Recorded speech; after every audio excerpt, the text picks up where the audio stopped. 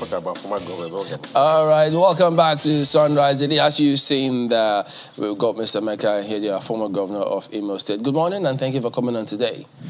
Yeah, good morning. You see, you haven't lost your green cap. But what informs this color and green cap, by the way? I love Nigeria. This green symbolizes my father's middle name. My father was BMG. Green was his middle name. And I love our country. This symbolizes the color of our country. Oh, okay, interesting.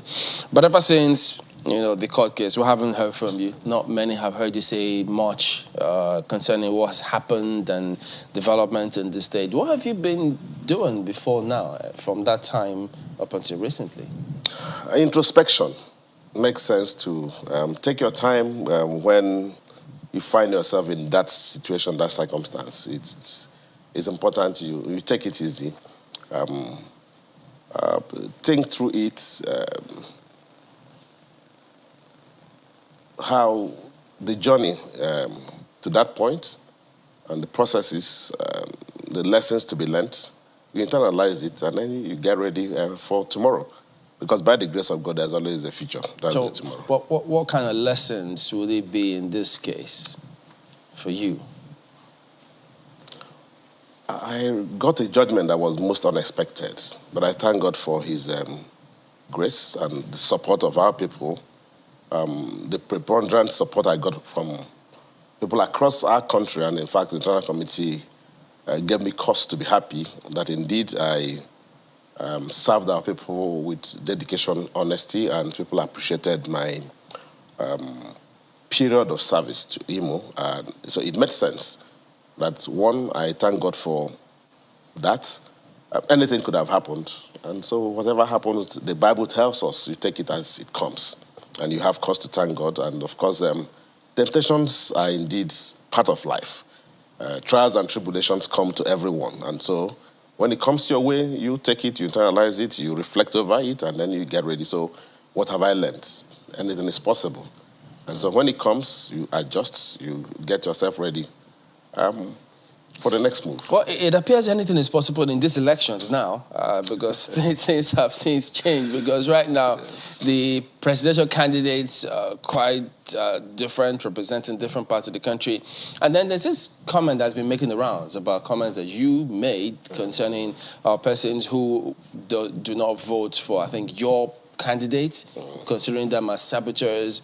What did you mean by that? No, thank you very much, Chamberlain.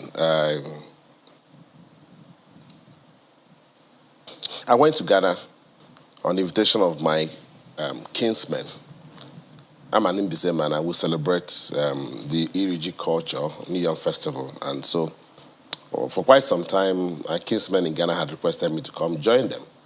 And I felt it was important to do that. So I was speaking to my kinsmen, that's what it is, and predominantly PDP members. And so knowing where we're coming from as a people, understanding our circumstance, understanding where the PDP administration left Nigeria, the promises that were made to Nigerians by the APC then, who were surging to take over power, they promised everything.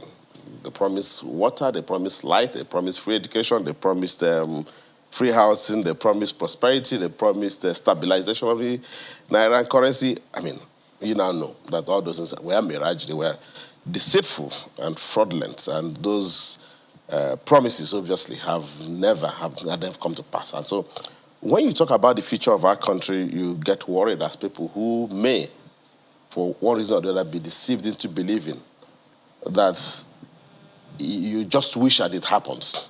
And so the desire for me for a PDP administration that has internal mechanisms of good governance cannot be overemphasized.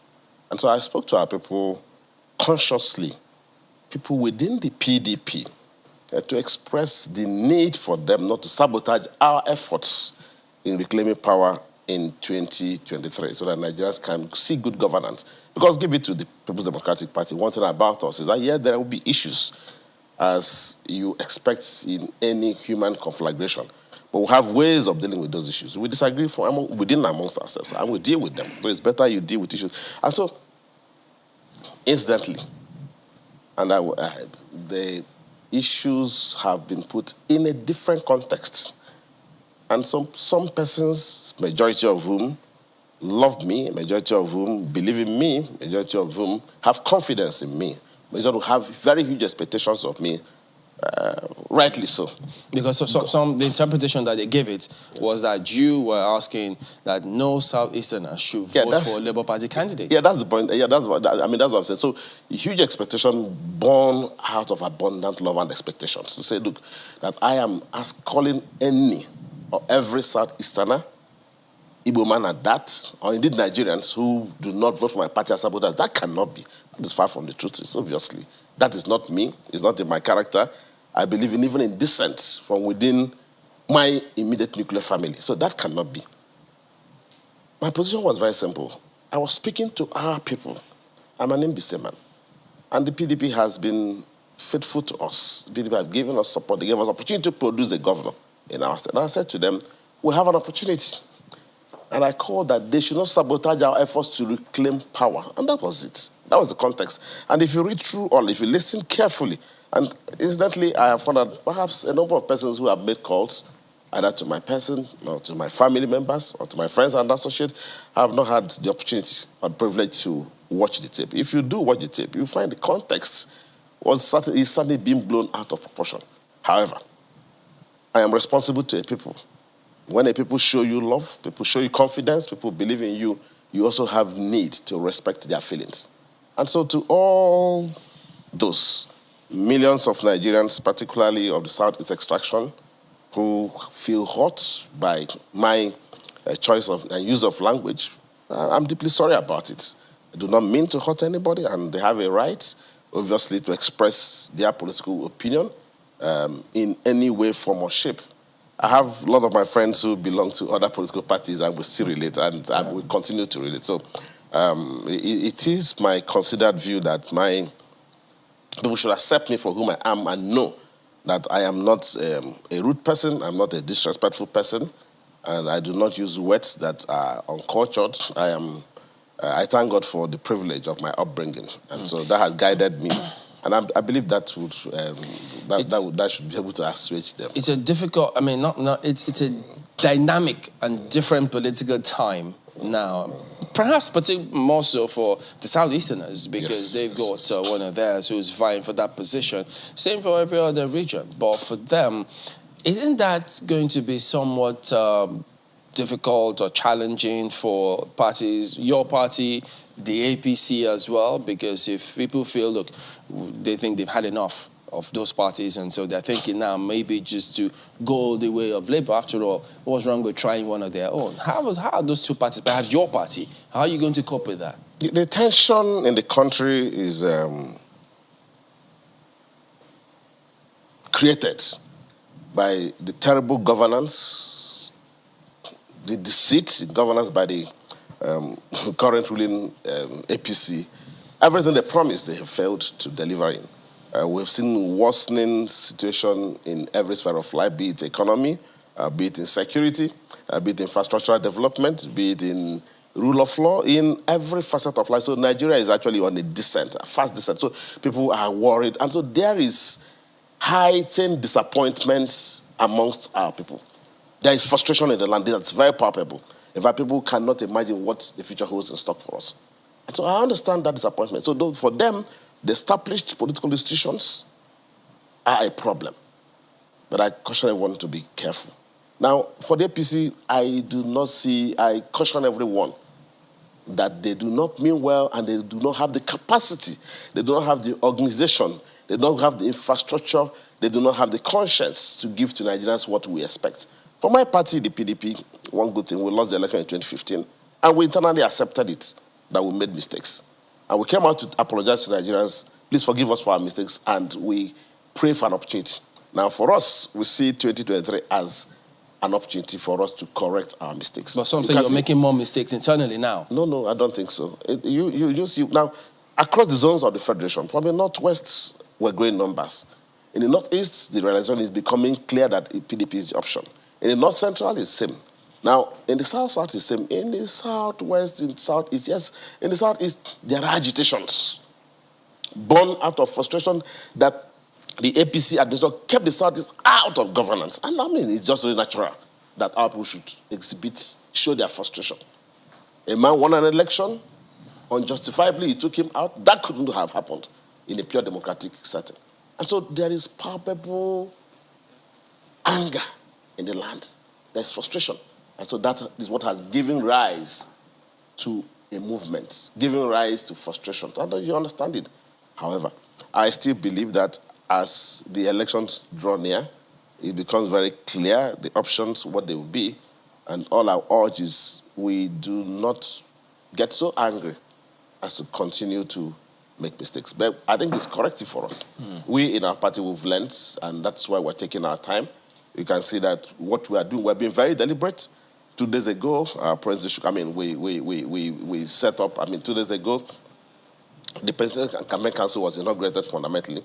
As early as yesterday, our party came forward to have the inaugural meeting of the Presidential Campaign Council, and we're getting ready to start. And so those issues that we know Nigerians are looking for, we're dealing with them. And I'm certain that the events of present day would inform and guide our actions and activities and how we respond to Nigerians to yet again secure their mandates. We'll examine some of those issues that you've talked about when we return in just a moment. Stay with us.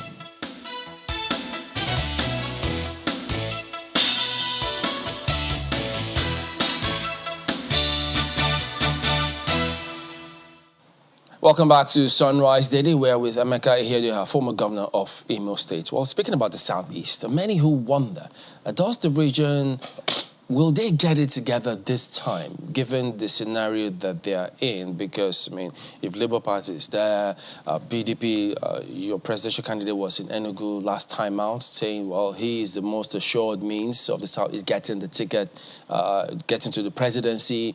And then the APC themselves also saying, no, we have a say in the Southeast. So how do you see all of this playing out?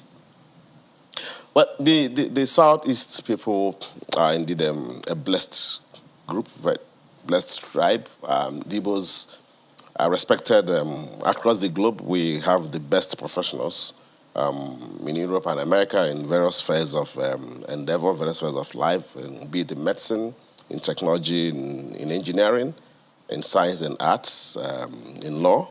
And in this country, we've shown that we lead the way in commerce. And so our distinction is not in doubt, and we work hard. I know for the Southeast, we are a proud, hard-working people. So it's important that we believe that we are given the right atmosphere, the right climate, right opportunity to excel, to showcase our individual capacities and abilities. And that's why we look for good governance. And that is what the APC has failed to give them. And so it's easy to dismiss the APC in the South is because they've had an opportunity. Did we give them this opportunity? We did not. Even though the state has an APC government in place? Well, I don't want to talk about that. You know what you talk about, legitimacy and illegitimacy. And look at a few days ago, they claimed that the federal government was going to dredge the Orashi River and the river ports.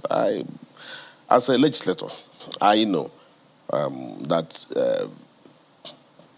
river ports and dredging is exclusively in the exclusive list. So it's not concurrently. So a state government cannot, in our present constitution, undertake to do that. So yesterday, I saw the Minister of Transport disclaiming in every sense of the word that the federal government was ever involved. So that is what we talk about. Yet another scam. So what the government was trying to say is misleading? Well, it's for you to see deceits, and this is what they're all about. Today, they'll tell you they're doing this, which is not true. That's not how to govern a people. And that's why we have all the complications in the administration of because, one, they were not prepared. They don't have the capacity to give the people what our people look forward to. And those are the questions. So for APC, obviously, going to this election, they know that for them in the South is a no-no. Now, for the PPP, Southeast has originally been a a PDP-dominated area. And now we have this labor movement, which you must factor in, arising from the frustrations of the people. And that's understood. And led by one of their sons that is respected and appreciated, hardworking. I mean, so that gives us concern. But that means my party must have to work very hard. And that is what we're about to do. That was what showed 3 days ago when Vice President Atiku Abubakar led other members of our party to interact with the leadership of the Southeast to say to them, and it's important for us to be reassured that if for any reason we in the Southeast will give support, what are the considerations we'll give support to? And then he started addressing that. So we'll begin to look at it. If we are convinced, and then we'll have the message to take to our people, then we'll be able to offer our people to listen. This is why you may go in this direction, and these are the circumstances, which I think in the next couple of days and weeks, we'll begin to see what are our options, what are the opportunities. But we will canvass, given the strength and diversity of the People's Democratic Party, when we appreciate the fact that to win a national election, you need to be very well entrenched in the various zones of the country. So perhaps the advantage the PDP may have in the Southeast is the fact that when election time comes, we now begin to look at the strengths of every party. And if our people are convinced that the PDP is indeed well entrenched in every nook and cranny of this country and that they have the most potential to win the election, then that might sweep the pendulum in our favor. Well, there are hurdles within your party, but let's go to Lagos. Perhaps that will equally pop up. Go ahead, guys. All right, thank you, Chamberlain. Good morning, Mr. Ihedioha. You know, just as you've said it, it's true that the people of Southeast extraction have capacity, competence, they're brilliant people. And you made a comment earlier about how the APC has denied them that opportunity for expression. But the same could have been said of the PDP denying them that opportunity for expression, particularly ahead of the primaries, when that agitation was intense. For this time, the Southeast be given the opportunity to be on the ballot, at least to get the ticket. That's on the one hand. With due respect to your convictions as, you know, a PDP stakeholder, what do you think about the emergence of former governor of Anambra State, Peter Obi, on the ballot? Isn't this an opportunity for the Southeast to get that, actualize that age-long dream of, you know, taking the #1 seat in the country? Yeah, thank you very much. Our party, I was one of those who advocated for micro-zoning of the presidency to the Southeast. If it was micro-zoned to the Southeast, it would have been easy for us to have a man from Southeast extraction. In fact, as a matter of fact, I told my friend and brother, Governor Peter Obi, then when he was in our party, that we should focus our attention on narrowing the debate then rather than broad southern presidency to southeast presidency. If we had that in, maybe we would have been in a good shape. But I knew that once it was left either to the larger south, I knew that we may not be able to make it. And so for me, you look at your options. What are those options? You look at partnerships that will work. And I'll give a man of Southeast extraction an opportunity and privilege to carry the cross of our party, to be the flag bearer of our party, to win elections. And so that opportunity, unfortunately, did not come. And so what you look at when the opportunity, number one, you look at your options. Option one, option two. Governor Peter Obi is a man that I enjoy a very good relationship with, a respectable relationship. While he was in the PDP, he remained one of my closest associates in the Southeast, and that is was common knowledge. When he was nominated as vice president candidate of our party, I was one of the few early leaders of the Southeast who came and gave practical support, and I said it was the right person, and I said it was right that Vice President Atiku Abubakar chose him. But that was then. And so now he's pursuing his course in a different political party. Now, the issue is that in the Nigerian context, And this I said to my people, we need to engage. Engagement power is about negotiation. It's about discussion. The challenges in the country are far beyond just the Southeast. They are national in scope. The insecurity is across the nation. You have insecurity in the Northeast. You have insecurity in the South. In the Southeast, we have insecurity in the North Central. We have insecurity in the Northwest. We have insecurity even in the Southwest. So these issues come to the fore. And so everybody looks at it. Just a second there. First, why are you advocating for microzoning? Point of view. May I come in there? Why are you advocating for microzoning to the south rather than the southeast? And why are you saying that the issues are beyond the southeast? Are you insinuating by any chance that the southeast is not ready or not mature enough? Minds from the southeast are not mature enough to take on the challenges of Nigeria? No. That is far from the truth. What I said, if it is microzone to the southeast, then that means everybody that will contest for the office will be from the southeast zone. But the moment you leave it open, then a lot of other factors will come into play. And then you have little or no control of that process. And that's the point. And so once it was thrown open, I knew that our chances were not as bright as it should have been. And that became the problem. So that became necessary that you begin to look at alliances that can work. Okay, well, one of the things that also comes to mind in that regard, I mean, speaking to some of the issues that you've raised earlier, in response to Chamberlain's questions, is that, PDP is coming back, having, shown remorse and re-strategized to really focus on the issues in the country. The question that came to my mind was, PDP hasn't really been able, I stand to be corrected, play the role of the main opposition party since the APC came into power. I mean, those who are aware would always refer to the days in which it was like for everything the PDP did while in power, there was a response from the APC. But most of the time, it would seem like the PDP largely said nothing, and it was just maybe the civil society organizations or the students or other people, and maybe sometimes it would seem like the PDP is trying to play catch-up, as an opposition party. So there are those who are wondering if the PDP has not been able to play the role of the lead opposition party as at now. What's the assurance we have that this party will be able to take the gauntlet if given the power?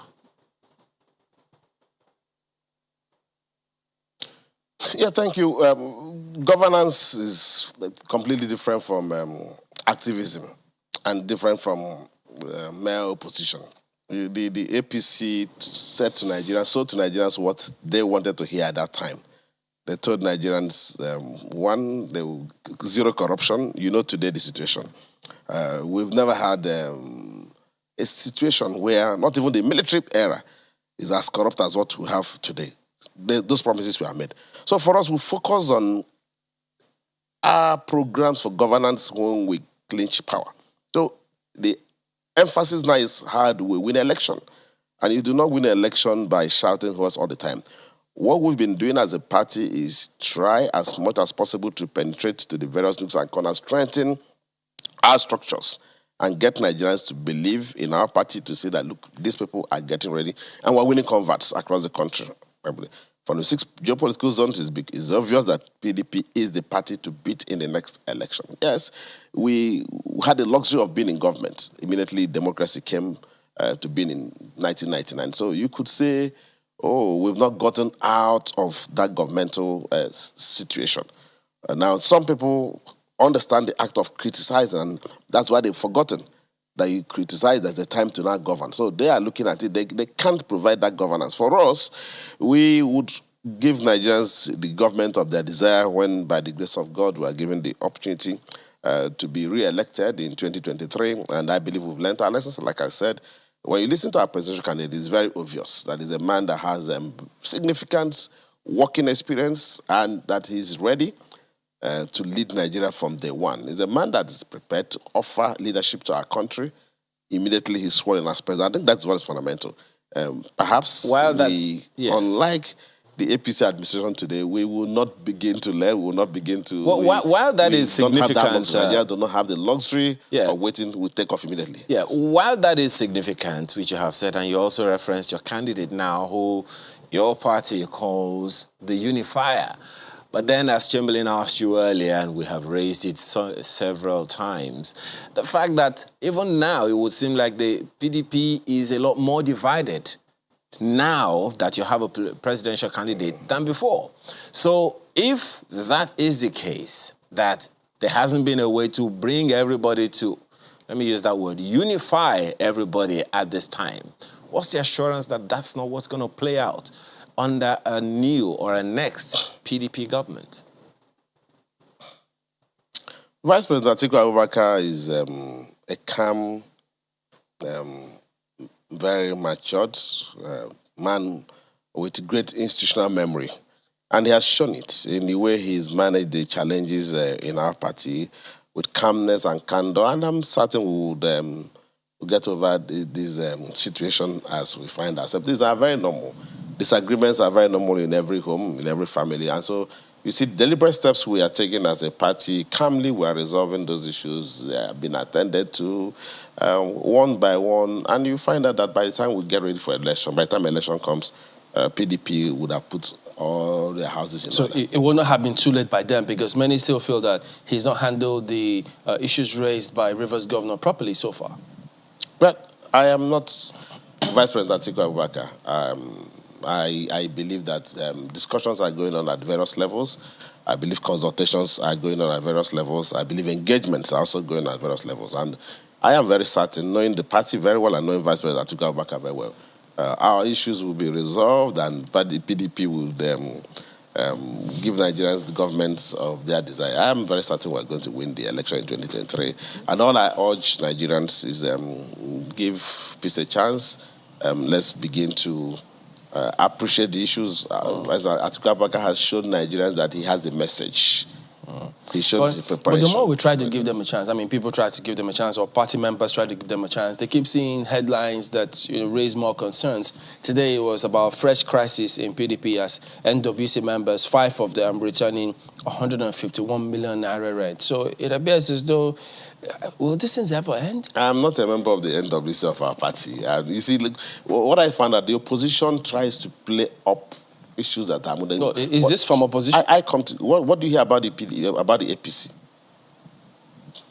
What do you hear about what do you hear about the APC? It is a party that operates like a secret cult. We are a democratic party. And so in a democratic party, everyone looks at it and says, oh, these are the issues. Oh, I do not know the facts of this matter, but we have internal mechanisms of dealing with issues. And of course, if anyone said he was paid and he said he's returning the money, I mean, I'm sure they will deal with those. Those are not the issues that will give us good governance. And those are not the issues today that we're looking at.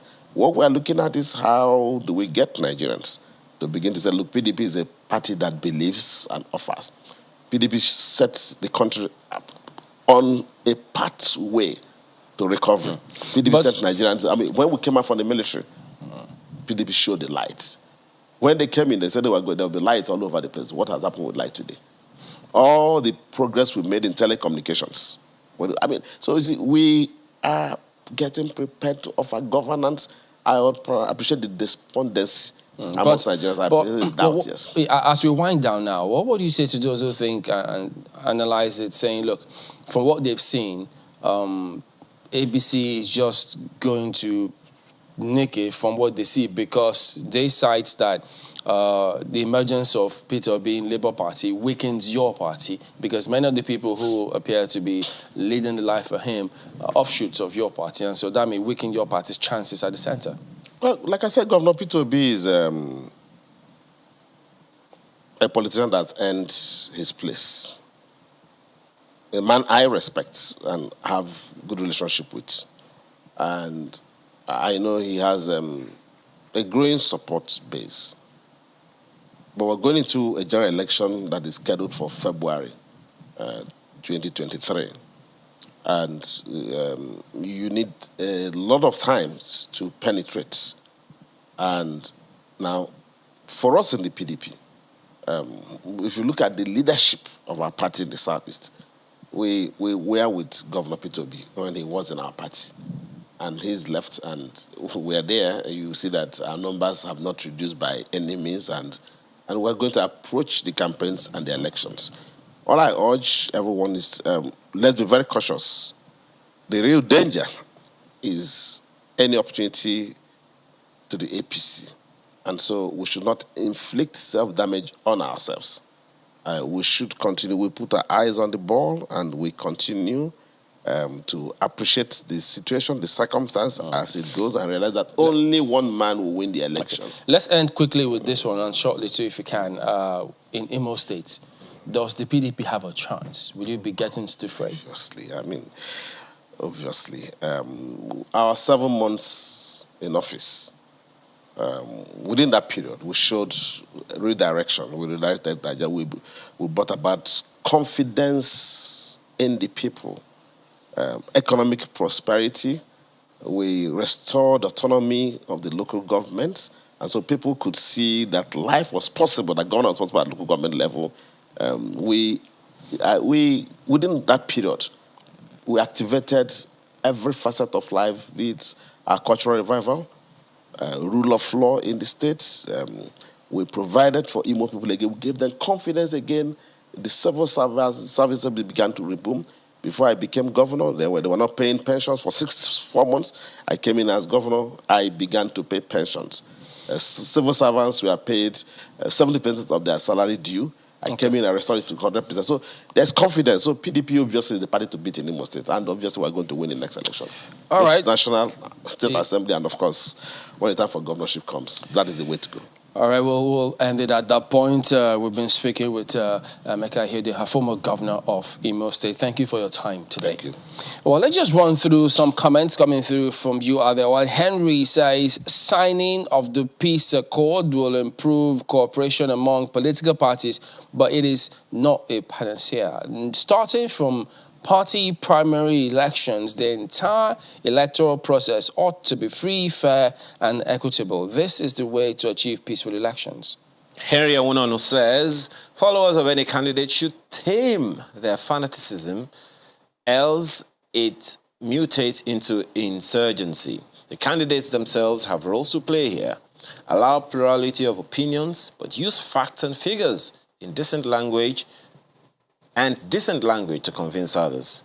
Is politics no longer a game? Well, Festus Akinboyewa chooses to speak about ASU, and he says, let's put rhetoric and emotion aside. ASU problems can't be solved without money, and money doesn't fall from heaven like rain. I have children in Nigeria's universities, but universities should be 100% autonomous, and parents pay for their children's university education. Period. Well, we thank you for your comments. Keep them coming, and we also thank you for sharing your day with us. Thank you for watching. I am Bukola Samuel Wemimo. Have a wonderful day and a beautiful rest of your weekend. I'm Ayo Makinde. And I am Chamberlain Oso. Goodbye.